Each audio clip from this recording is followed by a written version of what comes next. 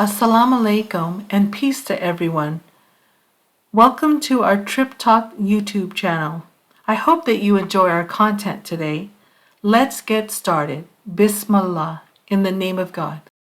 Today's story is titled My First Fish. My family gathers every few years in a central location convenient to all of us for a reunion. We are direct descendants from our paternal grandfather's side of the family, since we are children of his 5 children. Our parents, along with our grandparents, have all passed away. We are first cousins. Now we are all older, senior citizens. At first, there were 17 cousins. Now, sadly, we are down to 11. Although just 10 of us attend the reunions. Our youngest cousin was placed up for adoption when she was only 7. None of our family were notified about these proceedings until it was too late. Her parents were not able to care for her, according to state officials. We were all devastated after hearing about her adoption. Before we meet for our reunion, we talk by phone and text to plan what each of us will bring, like foods, games, and most important, our family photo albums. When we are together, we enjoy delicious meals, we play games, we talk a lot, and the most enjoyable part at these gatherings is passing around our old photo albums and even boxes of loose photos. We laugh and sometimes cry sharing these old memories. I was passed the photo of me standing by my grandparents, proudly holding up a fish that I had caught during the summer when I was 6 or 7 years old. This triggered a wonderful memory. I looked forward to my summer vacations. This summer was incredibly special because I was spending 2 weeks with my grandparents. We always did such fun things. They lived in a cabin at a large lake and went fishing every day during the summer after my grandfather got home from work. They were both avid anglers. By trade, he was an independent carpenter, and he started his day early, always on the job by 6 a.m., and usually home by 4 p.m. As soon as he was home, we usually headed straight out on the boat. I had everything loaded in the boat and ready so we could leave as soon as possible. Pops was already gone before I woke up this morning. As I sat down to enjoy the delicious breakfast that Granny had made, she told me that Pops wanted to go behind the dam at an area called the Spillway this afternoon instead of taking the boat out. There we would fish from the bank. I had hungrily inhaled a plate of food, then helped myself to a second helping of Granny's homemade flaky biscuits topped with a generous serving of steaming hot sausage gravy while washing it all down with ice-cold milk. I had been to the spillway with them before, but I had never fished because I was too young to handle a rod and reel. I placed all of our fishing gear out on the front porch so it would be easy to load in Pop's car, including my very own little pink rod and reel that Pops had waiting for me when my parents dropped me off at the cabin as I began my 2-week stay. Granny was teaching me how to make biscuits. She made a batch every morning. I loved watching her cook. She made it look so easy. I made my own batch in a smaller bowl, working besides her. I had to stand on a stool to reach the countertop. Hers were 2 inches tall and cut into perfect little discs of dough, then baked to a beautiful golden brown. Mine turned out a little like hockey pucks. They felt as heavy as rocks, but Granny proudly ate some anyway and told me how good they were. Years later, I laughed and wondered how she could eat those biscuits without breaking a tooth. At the end of my 2 weeks, my biscuits were much better. They still were not as good as hers, but they were good. I could not wait to bake for my mother when I got home. After breakfast, I dried the dishes as Granny washed them. They never had a dishwasher, and she never seemed to mind. Lunch was simple, usually a bologna and cheese sandwich, some potato chips, and some sweet iced tea. I could drink a gallon of her sweet tea. At 12:30 sharp every day, Granny would make us a Coke float, and we would sit and watch her favorite soap opera, As the World Turns. She had been watching that TV program for over 20 years. It stayed on the air at least another 20 years after that. When her TV show was over, we would lay down and take a short nap. At first, I didn't want to take naps, but I soon realized that naps made the afternoon go by faster. That meant we would be going fishing sooner. When it was almost time for Pops to be home, I changed from my sandals into my sneakers. Granny told me there were lots of sharp rocks behind the spillway. After my shoes were tied and my thick ponytail was neatly retied, I sat on the front porch swing waiting for my Pops. As soon as he pulled up, I greeted him at the car with a warm hug, and he opened the trunk of the car. He went in to change out of his work clothes into his fishing clothes. They didn't look much different to me. The car was loaded and we were ready to go. Poor Pops didn't even have time to relax. He told my concerned little 6-year-old self he would sit down while they fished so he could rest then.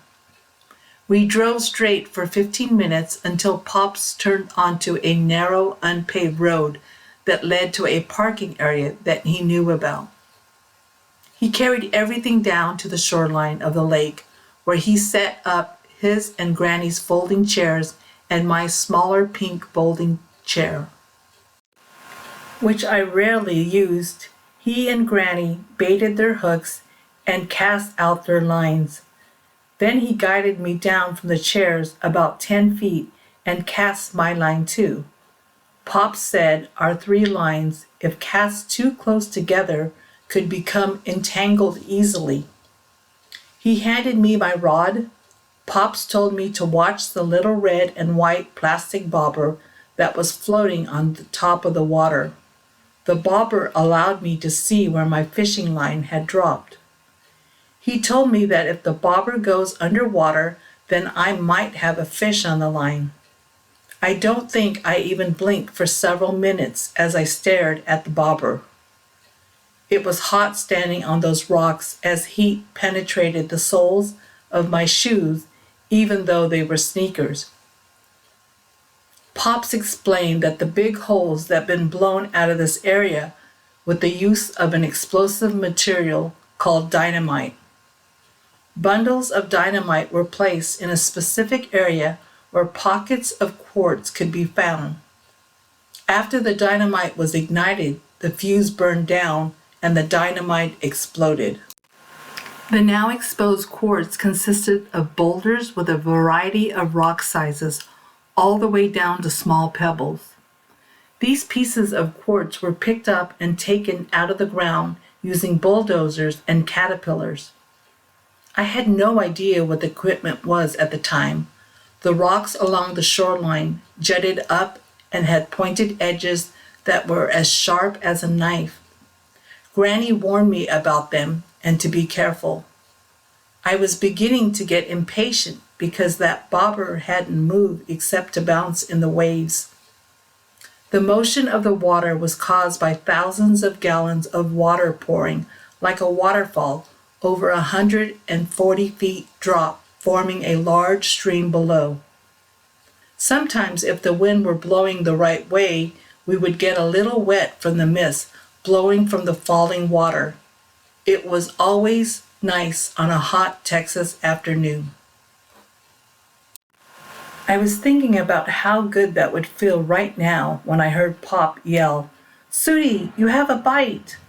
My childhood nickname was Sooty, who had been derived from my middle name, Sue. Pops directed me, "Look at your bobber." I snapped out of my daydream. The bobber on my line was sinking below the water. Then it resurfaced and did this back and forth several times before it stayed below the water. I started reeling in my fish. It felt heavy, like it was a great monster of a fish. My skinny kid arms were aching before the fish was halfway to the shore. I was determined, so I ignored the pain and turned the reel handle round and round as fast as I could. My line was drifting down the stream with the current, so I walked along with the fish.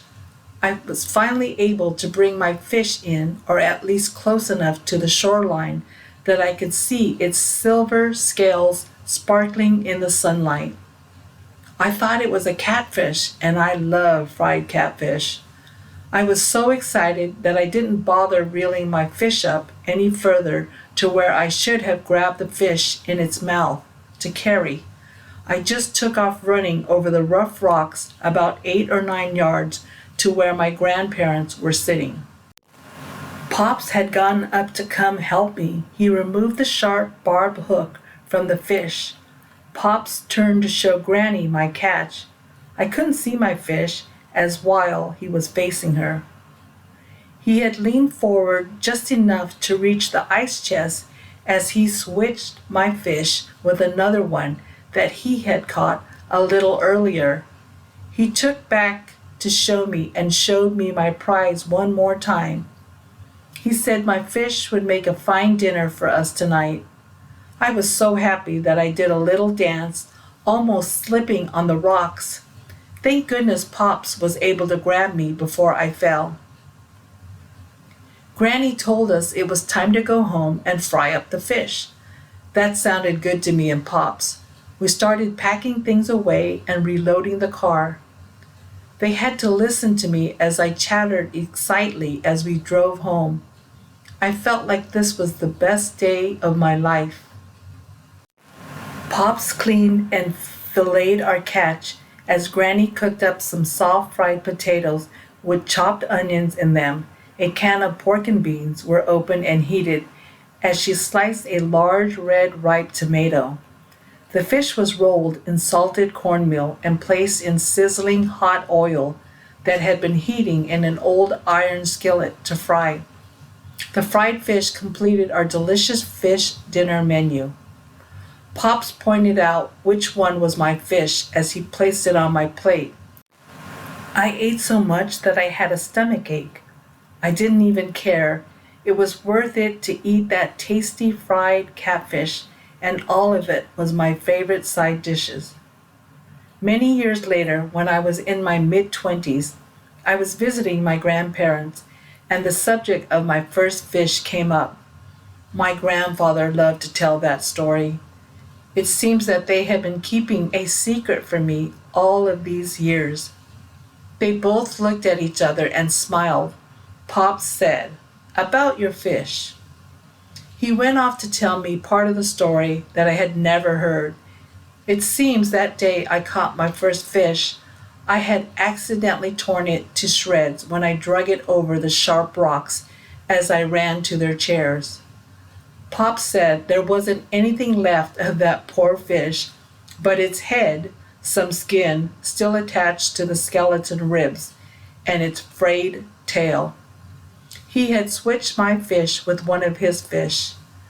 Then he told me the fish was mine.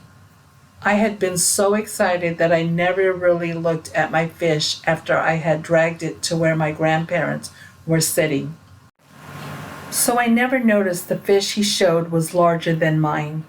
What wonderful grandparents they had been, letting an excited little girl believe she had successfully angled in her first fish. I miss them both so much, but I am so thankful to have so many great memories from time spent with them. I hope you enjoyed our story today. Please hit the like button and subscribe to Trip Talk YouTube channel. Inshallah, we will see you in our next video. Masalama.